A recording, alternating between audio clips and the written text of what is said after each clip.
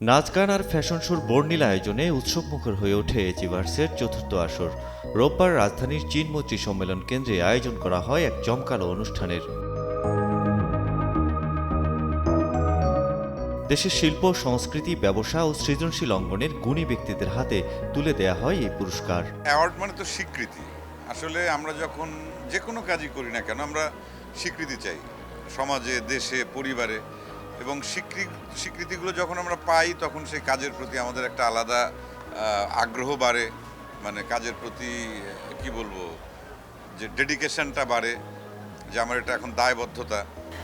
Best break through performance, এই পুরো আয়োজনের সাথে যারা সংশ্লিষ্ট সকলের প্রতি ধন্যবাদ এবং কৃতজ্ঞতা যে অভিনয় শিল্পী হিসেবে তারা আমাকে সম্মানিত করেছে। ভালো লাগছে যে এই অ্যাওয়ার্ডটা পাওয়া, কারণ এটা হচ্ছে ঘুমপড়ির জন্য পেয়েছি। ঘুমপড়িটা আমার সব কাজই তো আসলে খুব পছন্দের কাজ, বাট ঘুমপড়িটা হচ্ছে বলবো অ্যাক্টিং ক্যারিয়ারের অনেক স্মরণীয় একটা কাজ। তো অবশ্যই এটা অনেক স্পেশাল, যেহেতু ফার্স্ট অ্যাওয়ার্ড দাগের জন্য, এবং দাগের মুভিটাই আমার জন্য অনেক স্পেশাল। কাজের স্বীকৃতি হিসেবেই তো আমরা অ্যাওয়ার্ড পাই, তো আমার মনে হয় এটা একটা বড় স্বীকৃতি কাজটার দর্শকের ভালো লাগার, ভালোবাসা। পুরস্কৃত হয়ে ভীষণ ভালো লাগছে এবং পুরস্কার পেলাম রোদ বৃষ্টির গল্প এই নাটকের জন্য। তো এই নাটকটা আমার ভালো লাগার প্রচণ্ড। অনুষ্ঠানে আরও উপস্থিত ছিলেন এচিভার্স অ্যাওয়ার্ডের প্রতিষ্ঠাতা শাহরিয়ার স্বপন। প্রধান অতিথি হিসেবে উপস্থিত ছিলেন ডক্টর আসাদুজ্জামান রিপন ও মোহাম্মদ মানসুরুল হক। আজকে বিভিন্ন অঙ্গন থেকে শিল্প, সাহিত্য, সংস্কৃতি এবং বিশেষ করে ব্যবসায়িক অঙ্গনে যারা সবচেয়ে বেশি অ্যাচিভ করেছে বাংলাদেশের অগ্রযাত্রায়, তাদেরকে আজকে সম্মানিত করা হচ্ছে, গুণীজনদেরকে সম্মানিত করা হচ্ছে। আমার কাজকে বেঁচে রাখার আসলে একটা প্রয়াস এবং সামনে এগিয়ে যাওয়ার প্রয়াস।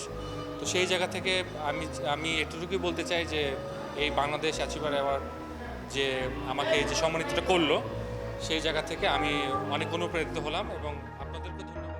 এবছরের সার্বিক আয়োজন সম্পর্কে জানতে চাইলে আয়োজক নূর আহমদ জুয়েল বলেন, আয়োজনটা আমি মনে করি খুব ভালোভাবে সম্পন্ন করতে পারছি এবং আমাদের চিন্তা ভাবনা ভবিষ্যতে এই আয়োজনটা বিদেশে, বাইরে, অন্যান্য দেশেও করা, এবং বাংলাদেশে যত বাংলাদেশি আছে দেশে এবং দেশের বাইরে যারা বাংলাদেশের উন্নতির জন্য অবদান রাখতেছে, যারা ক্রিয়েটিভ, যারা মনে করেন যে বাংলাদেশের জন্য মন থেকে কাজ করতেছে এবং সম্মান পাওয়ার যোগ্য, তাদেরকে আমরা সম্মান দিতে চাই।